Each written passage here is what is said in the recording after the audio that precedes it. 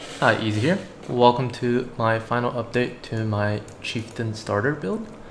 It is no longer just Fire Slam, it is now straight up Tectonic Slam. From everyone's recommendations from the previous video, I've went ahead and took a look at Tectonic Slam, and I think this really solves all of the issues that I've been having, which is mainly the consistency and area of effect.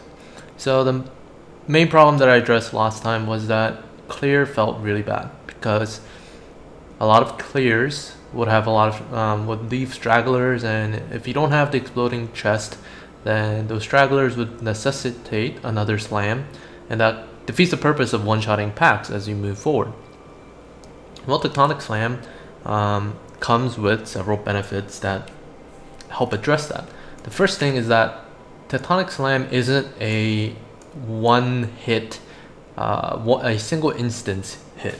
And what that means is that it's not like Leap Slam where you use it and all the enemies in the area get hit for one instance at the same time.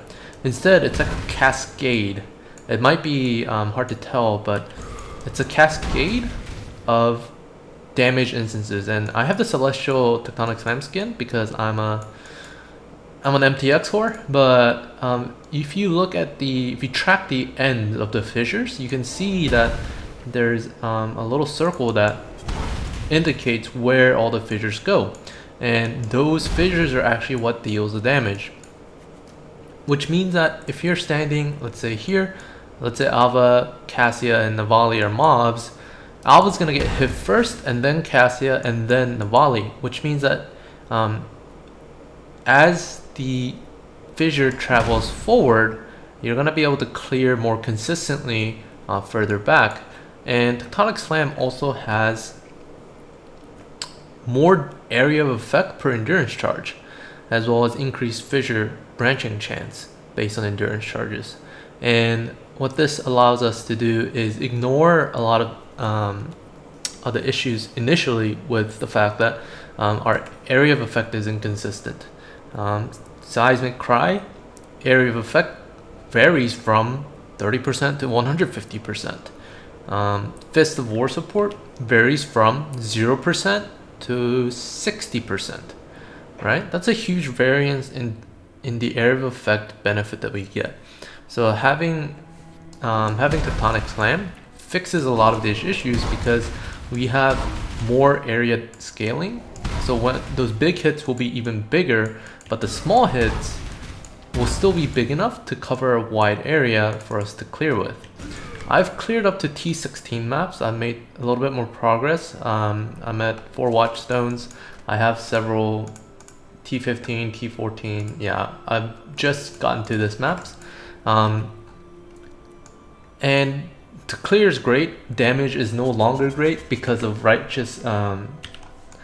because of Resolute Technique, which was expected. I never really anticipated this build to be hitting T16 and like Cyrus, Awakeners and things like that.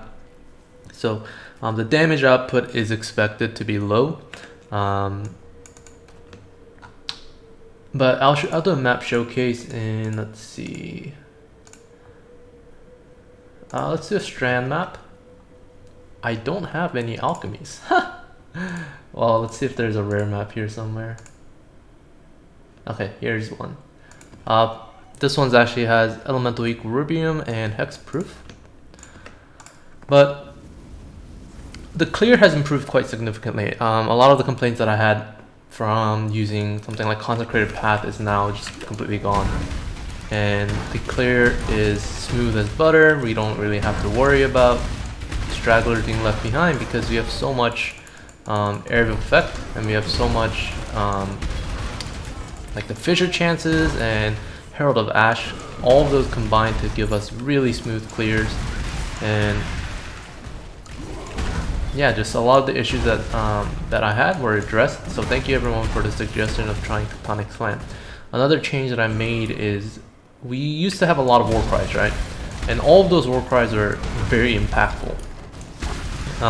You know, in Infernal Cry, Intimidating Cry, and Seismic Cry, all three of them have like huge damage boosts. They multiply our damage by a significant margin. They multiply our area of effect and things like that. They give us intimidate. They give us enemies explode on kill for infernal cry. They also give us the ability to use combustion on infernal cry. But the more of those buttons, I've noticed that the more of those war cries that I pressed, the more tedious it became, the more annoying it was to maintain everything. And if you don't press those buttons when you build around it, you just straight up don't do damage, right? You just don't, because a lot of your damage output and a lot of your passive point investment went into those war cries. So I went ahead and opted to not deal with that, and I just use seismic cry now. And as you can see, damage output for single target has decreased significantly, which was expected because we no longer use intimidating cry, we no longer use a lot of other single target boosts, things like that. But our clear has increased significantly, which is the main reason why I was frustrated with the build in the first place. So I think that's a good trade-off. Getting more quality of life in exchange for single target damage, I think is perfectly fine with me, especially because our build is also very tanky.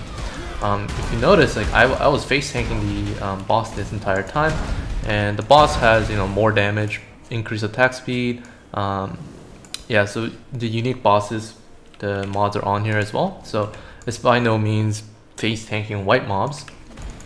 It's actually pretty chunky damage that we're able to tank because of all of our endurance charges, all of our regen, and all of our just extra benefits that we get from being a chieftain.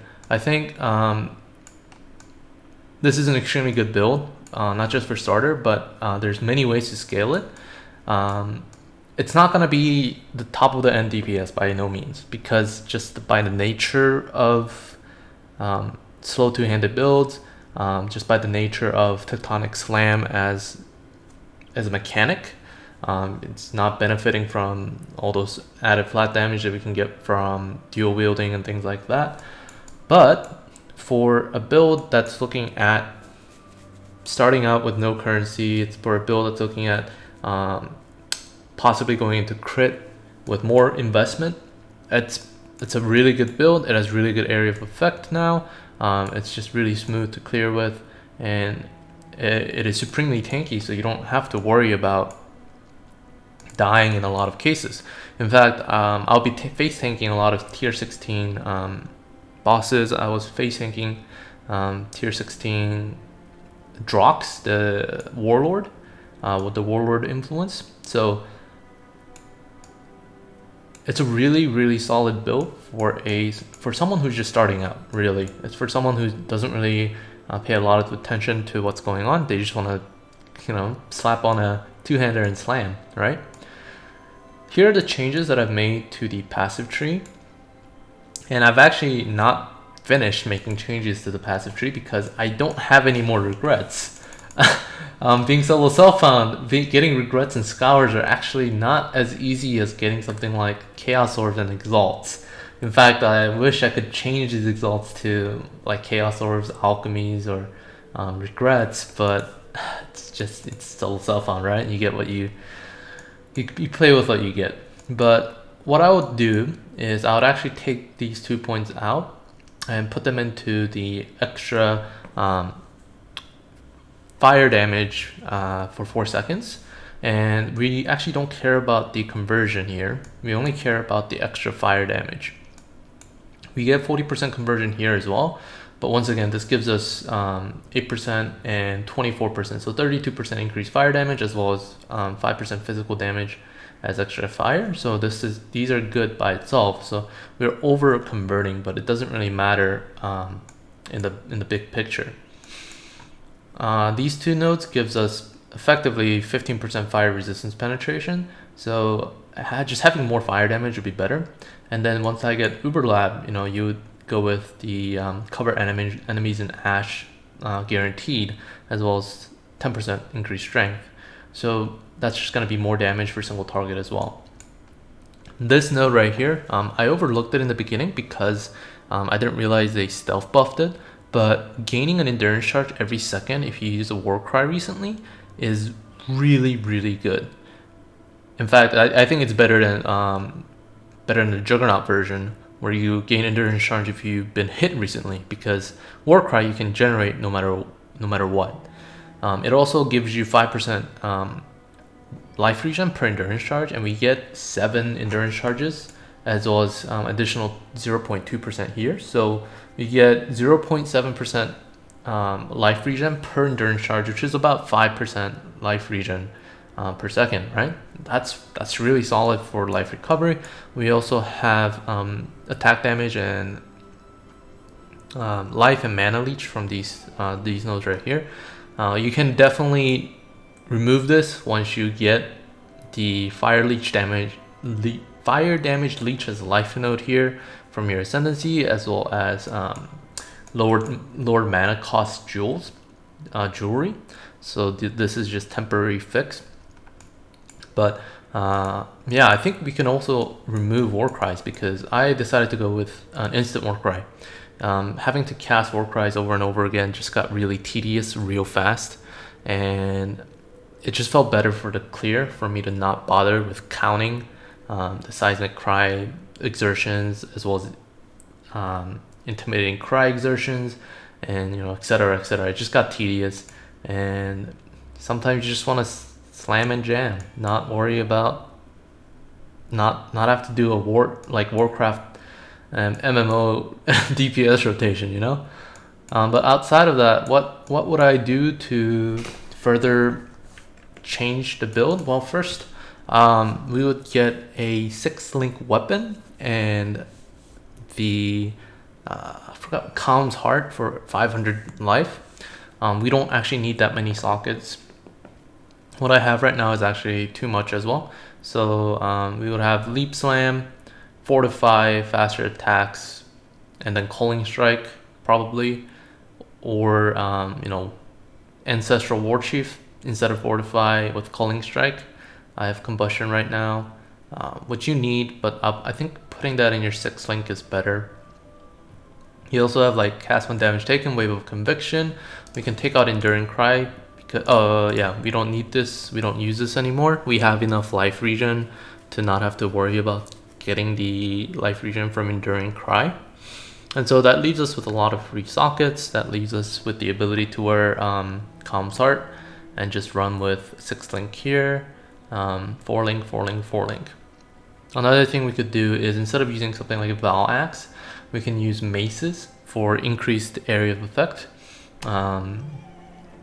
or even use Meat Grinder for that 5% chance to do double damage implicit. But I think the way to go would be to actually use Flesh Ripper. Flesh Ripper, get accuracy from your gloves, your helmet, your accessories, especially because if you look at my resistances right now, it's over 150% for 140% for 2 of these. So having enough gear, having better gear and currency to move all of that dead stat onto something like chaos resistance and accuracy would help fix the need for things like Resolute Technique. And by removing Resolute Technique, we can start taking melee strike chance, melee critical strike multipliers, these kind of nodes here. We can also take them down here. We can go with things like Titanic Impacts and Anoint Feller of Foes for that critical strike multiplier, as well as accuracy. So there's many ways to improve our damage by putting more currency in. We don't even need the explosion chest piece anymore, because the inherent increased AoE and more AoE from our Tectonic Slam fixes a lot of the issues that came with other slams. But for now, I think I'm going to retire this character. I've retired it once before, and I'm going to do it again because I can't scale the damage without more regret orbs. I can't scale the damage without accuracy accessories and accuracy gear and things like that. It's not like bleed, where you can scale it by investing into damage bleed multipliers and damage over time numbers. So this is a little bit pigeonholed in a sense, because Righteous Resolute Technique doesn't really allow you to scale your damage too hard. The next build that I'm going to be looking to go into is, I know I've said I wanted to try Penance Brands, and guess what? I actually did make a Penance Brand character. I even made a Molten Strike character because I was like, hey, I want to try the Chain Threshold Jewel. But both of these turned out to be builds that are more of it's just second or third character kind of deal, and I wasn't really farming currency with my first character either. So I just went ahead and leveled them, but didn't really bother with it yet. Wasn't really happy with the gameplay that I was getting, so I just went ahead and revisited my original Chieftain. But I'm gonna be going ahead and doing a bleed bow, I think, because I got this fucking belt in Solo Self-Found. Yeah, that's like I don't know how expensive this is in Trade League, but I know for sure that this is pretty rare, and I know for sure it's gonna improve my it's basically like a 30% more damage multiplier when you're a bleed build, because it takes account of the highest bleed that you applied. So I'm really looking forward to doing that, and I know for sure that bleed builds in general have a much higher cap than a typical Resolute Technique build. So that's where I'm kind of headed. I am very happy with how this build started. The fact that I'm already in tier 16 maps, even if it was a bit slow and painful at certain parts of the progression, it is a very strong build to start out with. In fact, it was probably the strongest league starter I've had when it comes to just damage output with all the exertions. But once we've transitioned all of the single target damage into more of clear oriented damage, I think that's where we're starting to plateau with our damage output. But other than that, I hope you guys enjoyed the update. I think swapping over to Tectonic Slam was definitely the right choice, and thank you everyone for making that suggestion. I'll see you guys next time with hopefully a bleed build, and take care.